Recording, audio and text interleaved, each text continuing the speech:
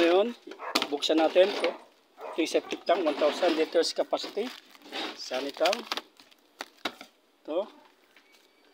Ito yung labasan. Yun doon sa kabila yung pasukan. Buksan natin. Yan.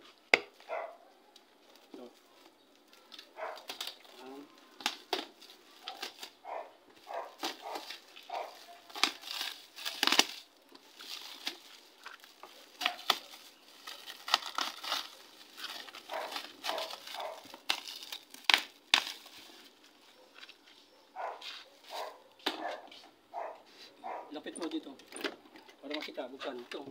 Tutok nito. Yan. Yan ang loob. Yan. Interior ka, teacher. Ito. Yun. Butas to. Pasok mo kamo mo dito yun. Yan. Yan. Walang ilaw. Yan. I-4. Oh, may gasket dyan ito. May gasket to. Yan. Ito may gasket siya. Importante kasi itong gasket to. Oh. Ito yung guma niya. Kasi pag wala ito maglilik ha. Ito yung buto. Dito ang pasok ng tubo. Yan. Tingo. Oh. Nakati. Sara natin. Buksan din sa kabila. Ano? Yan.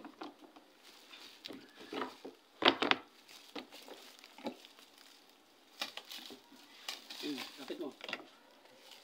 Buksan ko. First chamber to second chambers.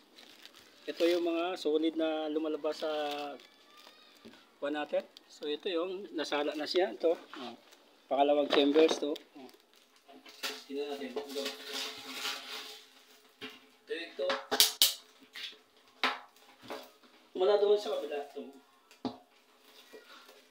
Nakatipa rin siya. Yan. Yan. Ito nyo yan. 1,000.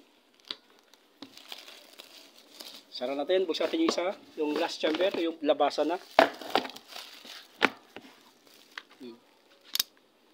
Buksan natin. Ito yung outlet. Nakalagay na siya. Ito yung outlet. Palabas. Kaya nilagay dito. So, buksan natin.